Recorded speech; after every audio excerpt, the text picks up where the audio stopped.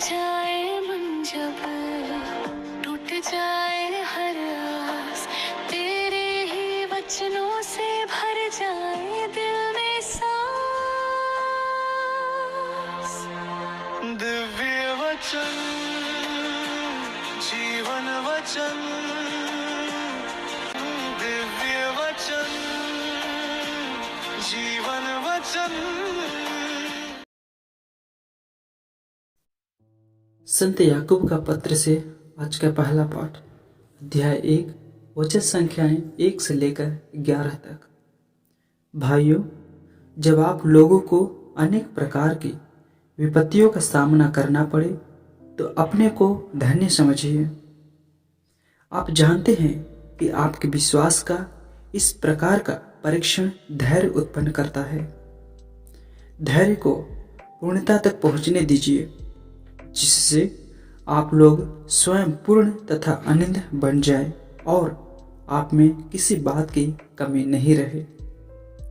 यदि आप लोगों में किसी से प्रज्ञा का अभाव हो तो वह ईश्वर से प्रार्थना करे और उसे प्रज्ञा मिलेगी, क्योंकि ईश्वर खुले हाथ और खुशी से सबों को देता है, किंतु उसे विश्वास के साथ और संदेह किए बिना प्रार्थना करनी चाहिए, क्योंकि जो संदेह करता है वह समुद्र की लहरों के सदृश है, जो हवा से इधर उधर उछाली जाती है।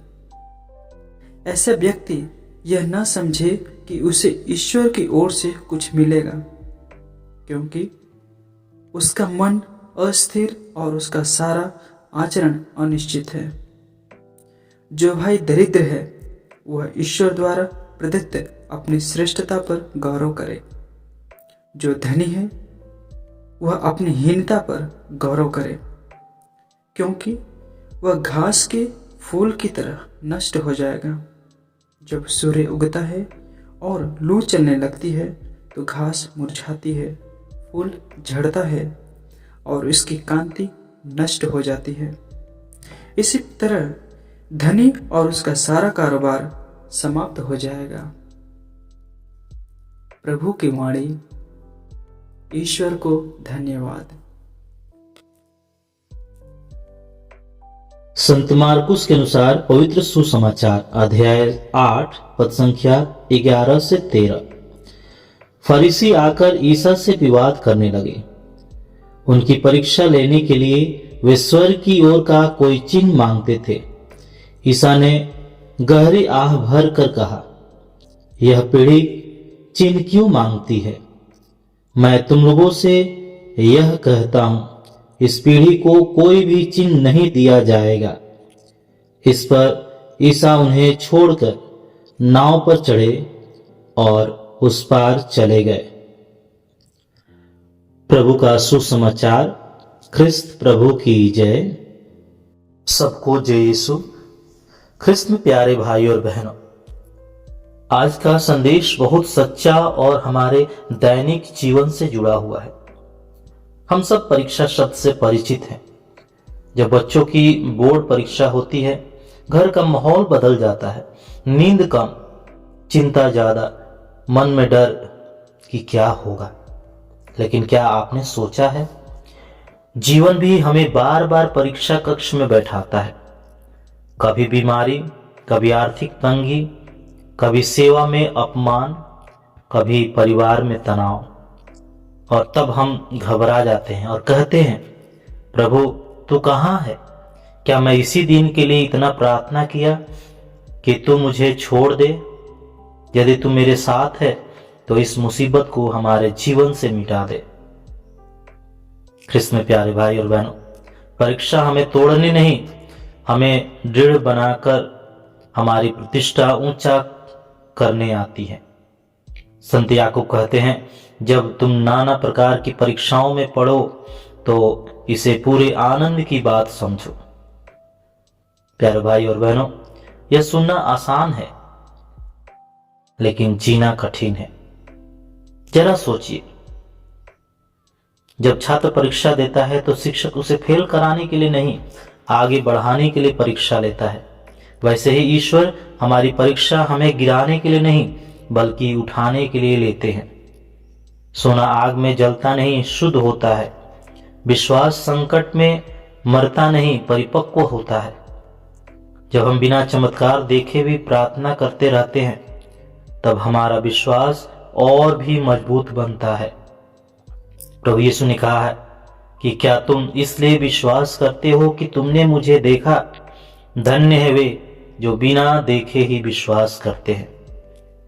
ख्रिस्त में प्यारे भाई और बहनों, सुसमाचार में फरीसी यीशु के पास आते हैं और कहते हैं, हमें आकाश से एक चिन्ह दिखाइए। प्रभु का वचन कहता है, यीशु ने अपनी आत्मा में गहरी आह भरी।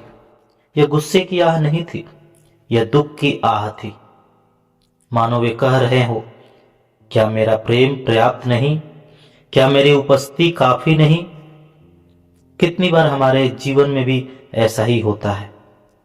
जरा याद कीजिए, आपके जीवन में जिसको आपने बहुत कुछ किया, उसके लिए अपना सुख सुविधा छोड़ दिया, और वह जब सक्सेस हो जाता है तब वह आपसे कहता है कि आपने क्या किया। ठीक उसी तरह प्रभु यीशु के साथ भी हुआ। कितनी बार हम भी ऐसा ही करते हैं। हम कहते हैं, प्रभु अगर तूने यह समस्या हल कर दी तो मैं चर्च जाऊंगा, अगर तूने मेरी बात नहीं मानी तो मैं चर्च नहीं जाऊंगा, घर में से सभी फोटो और क्रूस हटा दूंगा, अगर तू सच में है तो अभी चमत्कार दिखा। ऐसे तमाम प्रकार की बातें करते हैं और हम रिश्ते की जगह शर्त रख देते हैं। प्यारे भाई और बहनों, इतिहास के संतों को देखिए, कितनों को सताया गया, उन्हें जेल में डाला गया, यहाँ तक कि प्राण भी उन्होंने दे दिया।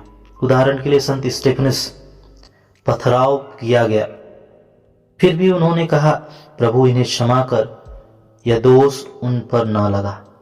संत पौलुस कोड़ों की मार खाए, जेल गए, पर विश्वास नहीं छोड़ा।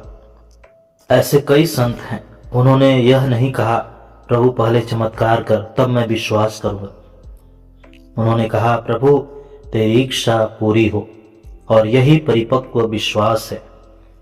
ख्रिस्त में प्यारे भाई और बहनों, संत याकूब आज के पहले पाठ में कहते हैं, यदि किसी को बुद्धि की कमी हो तो वह ईश्वर से मांगे। जब समस्या आए तो यह मत कहो, प्रभु समस्या हटा दो, बल्कि कहो, प्रभु मुझे बुद्धि दे कि मैं इस परिस्थिति में कैसे खड़ा रहूं, मुझे धैर्य दे, मुझे सही निर्णय लेने की समझ दे।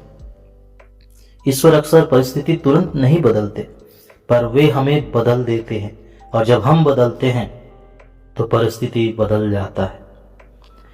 प्यारे भाई और बहनों, कभी कभी सच में लगता है कि आकाश चुप है, प्रार्थना का उत्तर नहीं मिलता है, पर याद रखिए, चुप्पी अनुपस्थिति नहीं होती है।